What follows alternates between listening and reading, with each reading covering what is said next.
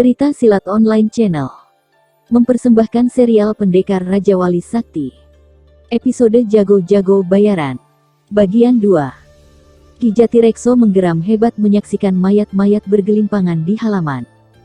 Tidak kurang dari 20 orang terbujur bersimbah darah. Hanya ada satu luka yang terdapat di setiap mayat, tapi sangat lebar dan mematikan. Ki Jatirekso membalikkan tubuhnya dan melangkah masuk ke rumahnya, diikuti oleh Suryadenta dan 3 orang adiknya. Sementara Jaka Wulung membereskan mayat-mayat yang bergelimpangan, dengan dibantu oleh beberapa orang penduduk.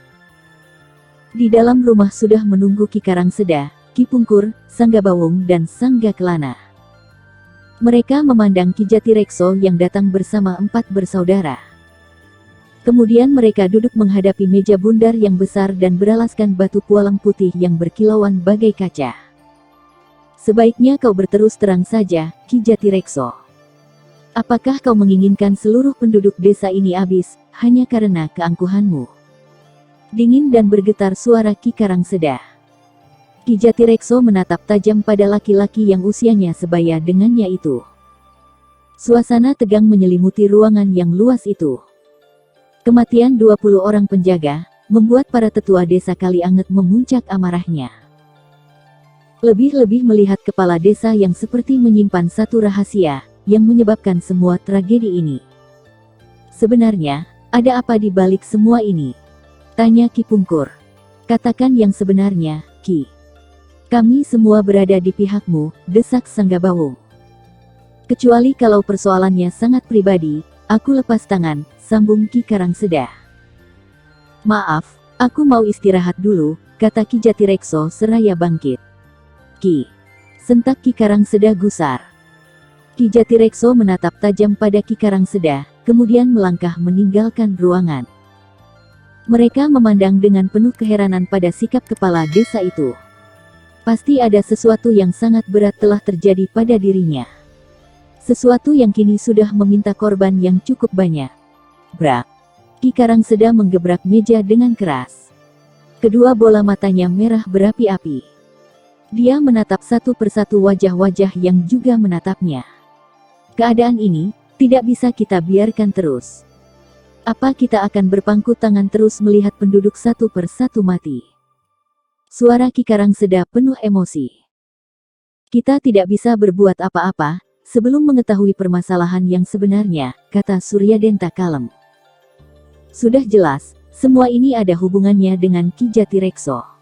Apalagi yang harus diketahui? Sentak Ki Karangseda. Banyak.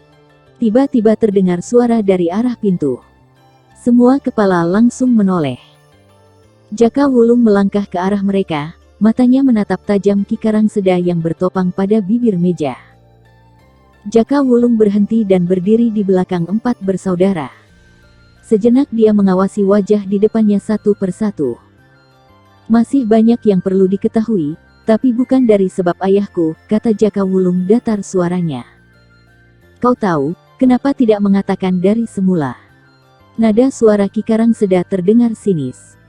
Kenapa bukan kau saja yang mengatakan, Ki? Balas Jaka Wulung tidak kalah sengitnya. Ki Karangseda tersentak. Seketika wajahnya berubah merah padam. Sementara sinar matanya masih tajam menatap Jaka Wulung. Tapi Jaka Wulung membalasnya dengan tidak kalah tajam. Kalian pasti mengenal senjata ini. Di desa ini, cuma ada satu yang punya. Jaka Wulung melemparkan ruyung perak ke atas meja. Semua mata menatap ruyung perak itu, lalu beralih ke arah Ki Karangseda. Meskipun ayahnya tidak pernah menceritakan, tapi Jaka Wulung bisa mengenali milik siapa senjata itu. Dia mengambilnya saat dibuang oleh ayahnya bersama daun lontar yang bertuliskan huruf berwarna merah. Dia juga menunjukkan daun lontar yang sudah lusuh diremas ayahnya. Makin merah muka Ki Karangseda melihat tulisan yang tertera di daun lontar itu. Dia mundur satu tindak. Sementara mereka yang ada di ruangan menatap tajam minta penjelasan pada Ki Karangseda. Untuk apa kau melemparkan senjata pada kami? Tanya Jaka Wulung dingin dan datar. Senjata itu memang milikku, tapi bukan aku yang melemparkan, bantah Ki Karangseda gusar. Di mana saja kau, sepanjang siang ini? Tanya Jaka Wulung seperti menghakimi. Aku bersama Ki Pungkur, sahut Ki Karangseda. Benar, sejak pagi sampai sekarang, dia bersamaku di kedai Pak Rahim, Ki Pungkur membenarkan. Bahkan Sangga Bawung dan Sangga Kelana juga ada di sana. Jaka Wulung menatap kakak beradik yang disebutkan namanya. Mereka menganggukkan kepala membenarkan. Sementara Ki Karangseda tersenyum tipis penuh kemenangan memandang Jaka Wulung. Sebaiknya, persoalan ini jangan diperpanjang. Masih banyak persoalan berat yang harus segera ditangani, kata Ki Pungkur melerai. Jaka Wulung bergumam sinis. Aku permisi dulu, pamit Ki Pungkur seraya bangkit. Ki Karangseda juga Rene ninggalkan ruangan itu, mengikuti langkah Ki Pungkur yang sudah sampai di pintu. Tidak lama sesudah kedua laki-laki tua itu berlalu, Sangga Bawung mengajak adiknya meninggalkan ruangan juga. Sejenak dia memandang Jaka Wulung, lalu menepuk pundaknya. Kemudian melangkah keluar. Kini tinggal Jaka Wulung, Suryadenta dan ketiga adiknya. Kapan kau menemukan senjata ini? Tanya Tirtadenta setelah cukup lama berdiam diri. Tadi, sebelum kutemukan 20 orang penjaga tewas, sahut Jaka Wulung seraya duduk di samping Suryadenta. Berarti baru saja, gumam Suryadenta pelan. Iya. Senjata itu diarahkan padaku, sambung Jaka Wulung. Di desa ini, memang hanya Ki Karangseda yang memiliki senjata seperti itu, tapi sekarang ini kan banyak tokoh-tokoh rimba persilatan di sini. Dan tidak mustahil ada di antara mereka yang memiliki senjata seperti ini, Mayadenta agak bergumam mengemukakan pendapatnya. Jenis senjata memang bisa sama, tapi pasti ada ciri khas tersendiri untuk mengenali siapa pemiliknya, bantah Bayudenta. Benar, seru Suryadenta. Kakak tertua dari 4 bersaudara itu mengambil ruyung perak yang tergeletak di meja. Sejenak diamatinya benda itu, lalu memberikannya pada ketiga adiknya. Ukiran bunga melati menandakan, kalau ruyung perak ini milik Ki Karangseda, kata Suryadenta. Ya, bunga melati lambang keperkasaannya. Aku yakin, tak seorang pun selain Ki Karangseda yang memiliki senjata berukir bunga melati, sambung Mayadenta. Kalau begitu, apa maksud perbuatannya? Gumam Bayudenta. Sesaat mereka semua hanya terdiam. Macam-macam pikiran dan dugaan berkecamuk di kepala mereka. Sesekali mata mereka menatap kembali ruyung perak dan imbaran daun lontar di atas meja.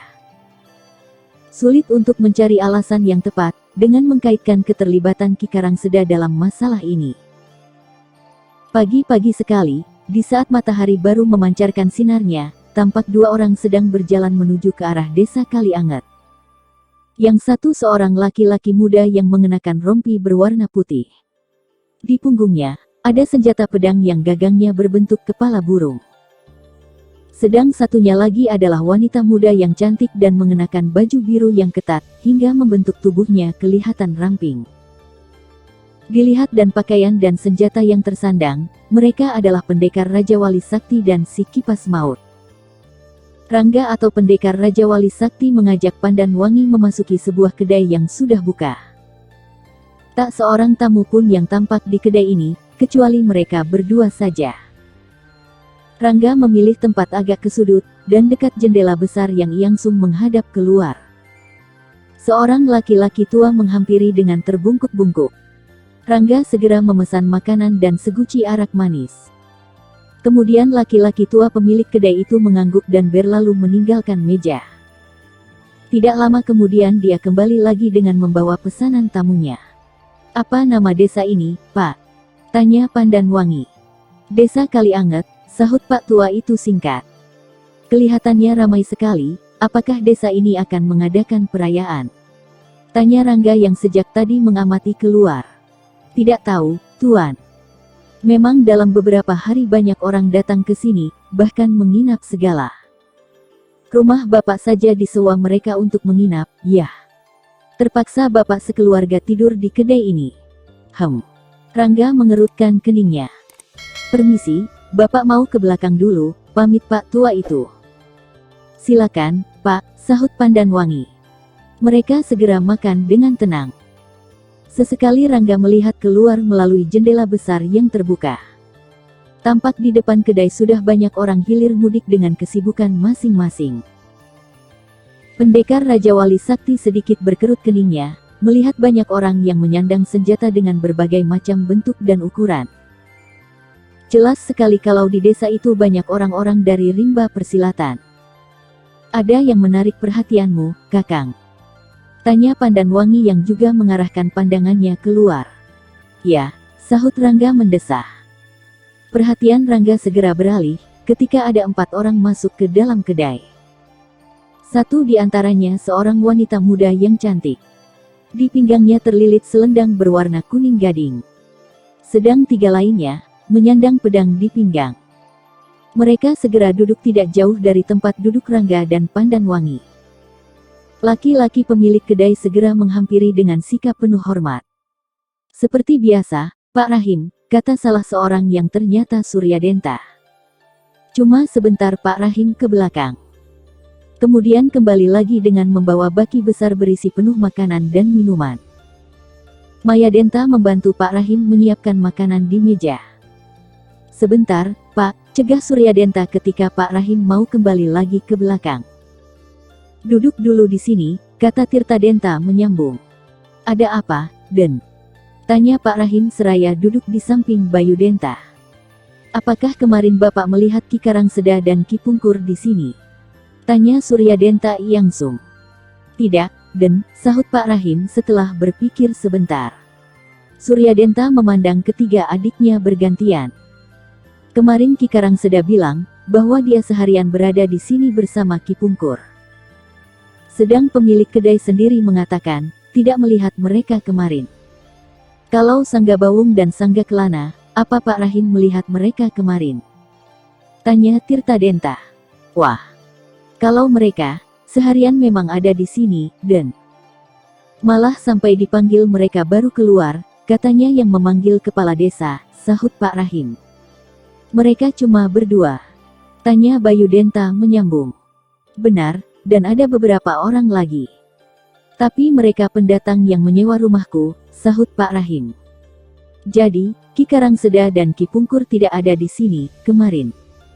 Mayadenta ingin memastikan. Benar, Nyi. Mereka tidak di sini.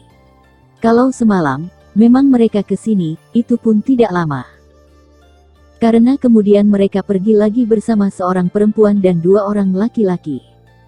Pak Rahim kenal dengan mereka. Kejar Suryadenta. Tidak, Den. Tapi kelihatannya mereka dari kalangan persilatan. Yang perempuan sudah tua, tapi masih kelihatan cantik. Sedang yang laki-laki, masih muda-muda, kata Pak Rahim polos. Terima kasih, Pak, ucap Suryadenta. Pak Rahim mengangguk sedikit, lalu beranjak pergi ke belakang. Sementara Suryadenta mengamati sekitarnya. Kemudian pandangannya berhenti pada Rangga dan Pandanwangi yang tengah asyik menikmati makanannya, hingga seolah-olah tidak mendengarkan percakapan tadi. Suryadenta kembali mengalihkan pandangannya pada ketiga adiknya. Aku jadi curiga. Gumam Tirtadenta pelan. Lia, aku juga tidak mengerti. Mengapa Ki Karangseda memberikan keterangan palsu? Sambung Bayu Denta bergumam. Aku yakin, ini ada hubungannya dengan kedatangan para tokoh rimba persilatan ke sini. Dan yang pasti, ada hubungannya dengan Ki Jatirekso. Kata Mayadenta mantap. Suryadenta mengerdipkan matanya sebelah. Dan dengan ujung ekor matanya, dia mengisyaratkan, ada 2 orang yang duduk tidak jauh dari mereka. Serentak mereka melirik Rangga dan Pandanwangi. Pembicaraan pun terhenti seketika. Suryadenta mengerdipkan matanya lagi, kemudian mereka segera menikmati hidangan yang sudah tersedia sejak tadi. Namun demikian, sudut mata mereka tidak lepas mengamati 2 orang yang tak jauh dari tempat mereka makan. Merasa dirinya diamati terus, Rangga bangkit diikuti Pandanwangi. Pendekar Raja Wali Sakti itu segera meletakkan 3 keping uang perak di mejanya, kemudian melangkah keluar kedai. Melihat tamunya pergi, Pak Rahim dengan tergopoh-gopoh segera menghampiri meja yang baru ditinggalkan Rangga dan Pandanwangi. Lelaki tua itu melongo melihat 3 keping uang perak yang tergeletak di atas meja. Cek cek cek. Duit segini sih, bisa untuk beli kambing seekor, gumamnya pelan sambil menggeleng-gelengkan kepala. Pak Rahim segera memasukkan uang itu ke dalam saku bajunya. Setelah membereskan meja bekas tamunya, kemudian dia melangkah kembali ke belakang. Dengan wajah berseri-seri. Betapa tidak. Uang yang diberikan oleh Rangga begitu banyak, dan tidak sesuai dengan ******. Rangga segera berhenti melangkah, begitu sampai di depan pintu pagar halaman rumah kepala desa Kalianget. Sejenak diamatinya rumah yang kelihatan sepi itu. Kemudian Rangga menggamit tangan Pandanwangi, dan mengajaknya berlalu. Desa Kalianget, kini benar-benar telah dipenuhi pendatang, sehingga semua rumah penginapan tidak ada satu kamar pun yang kosong. Bahkan rumah-rumah penduduk pun terpaksa juga disewakan. Sebab itulah, biarpun Rangga dan Pandanwangi sudah keliling desa, tapi tak satu rumah pun yang disewakan lagi. Rangga makin heran dengan keadaan desa ini. Bagaimana, Pandan? Tidak ada tempat untuk bermalam di sini, Rangga minta pendapat Pandanwangi. Yah, apa boleh buat? Pandanwangi mengangkat bahunya. Padahal perlu waktu sepekan untuk sampai ke desa berikutnya, kata Rangga memberitahu. Bosan rasanya, tidur di alam terbuka terus. Rungut Pandanwangi. Sudah 2 pekan, kita menjelajahi hutan dan tidur di alam terbuka. Mau istirahat 1-2 malam saja susah. Kau menyesal? Tanya Rangga. Tidak. Jawab Pandanwangi singkat. Mengapa cemberut begitu? Tidak apa-apa, Pandanwangi memang kesal, karena bayangan tidur di ranjang empuk sirna begitu saja. Padahal semula dia sudah girang melihat perkampungan, ternyata bukan kegembiraan yang didapat, tapi malah kekesalan. Karena semua rumah penginapan sudah terisi. Langkah mereka terhenti, karena dihadang oleh 2 orang laki-laki tua yang berjubah mentereng. Sikap 2 orang yang tak lain adalah Ki Karangseda dan Ki Pungkur ini, jelas-jelas menghalangi langkah Rangga dan Pandanwangi. Mereka berdiri tegak di tengah-tengah jalan tanpa bergerak sedikit pun. Ki Karangseda dan Ki Pungkur segera melangkah 3 tindak mendekat ke arah Rangga dan Pandanwangi berhenti. Sementara Rangga melirik ke kanan, dan tampaklah 2 orang lagi sudah berdiri di sana. Mereka bersenjata golok besar yang terselip di pinggang masing-masing. Ternyata mereka tak lain adalah Sanggabawung dan Sanggakelana. Keduanya masih muda, mungkin seusia dengan pendekar Raja Wali Sakti atau lebih sedikit. Ada cambang lebat yang hampir memenuhi wajah mereka, sehingga membuat tampangnya kelihatan lebih tua. Maaf, bolehkah kami meneruskan perjalanan? Sapa Rangga seramah mungkin. Kalian siapa dan mau apa datang ke sini? Tanya Ki Karangseda datar, tapi tatapannya tajam memandang wajah Rangga. Aku Rangga, dan ini adikku, Pandanwangi. Kami pengembara yang kebetulan lewat di desa ini, kata Rangga tetap sopan. Kemana tujuanmu? Tanya Ki Pungkur. Tidak ada, sahut Rangga terus terang. Ki Pungkur melirik Ki Karangseda, kemudian kepalanya mengegos kecil. Segera Sanggabawung dan Sanggakelana melangkah meninggalkan tempat itu. Sementara Rangga cuma melirik sebentar, kemudian kembali memandang 2 laki-laki tua di depannya yang masih menghadang. Sebaiknya kalian segera pergi dari tempat ini, kata Ki Karangseda tidak ramah. Rangga tersenyum dan mengangguk. Dia menggamit tangan Pandanwangi dan kembali melangkah. Sementara Ki Pungkur menggeser kakinya memberi jalan. 2 laki-laki tua itu masih terus memandang Rangga dan Pandanwangi yang terus berjalan ke arah barat. Tak lama kemudian Ki Pungkur mendekati Ki Karangseda. Kau lihat senjata yang dibawa laki-laki muda itu, Ki Karangseda? Pelan suara Ki Pungkur. Ya, jawab Ki Karangseda agak mendesah. Dilihat dari gagang pedangnya, seperti milik pendekar Raja Wali Sakti, Ki Pungkur menduga-duga. Ki Karangseda memandang Ki Pungkur yang berdiri di sampingnya. Kemudian pandangannya beralih ke ujung jalan, di mana Rangga dan Pandanwangi belok ke kanan tadi. Aku yakin, dia pasti pendekar Raja Wali Sakti, kata Ki Pungkur begitu pasti. Pendekar Raja Wali Sakti selalu sendiri, bantah Ki Karangseda setengah bergumam. Tapi, ciri-ciri anak muda itu sangat mirip dengan pendekar Raja Wali Sakti. Ki Pungkur tetap bersikeras. Ah, sudahlah. Dia tidak mungkin muncul di sini. Kabar terakhir yang kudengar, dia berada di wilayah timur, bantah Ki Karangseda. Tapi, sudahlah, ayo. Ki Karangseda memotong cepat. Ki Karangseda menarik tangan Ki Pungkur, dan berjalan menuju ke rumah kepala desa. Bersambung ke episode Jago-Jago Bayaran. Bagian 3. Jangan lupa like dan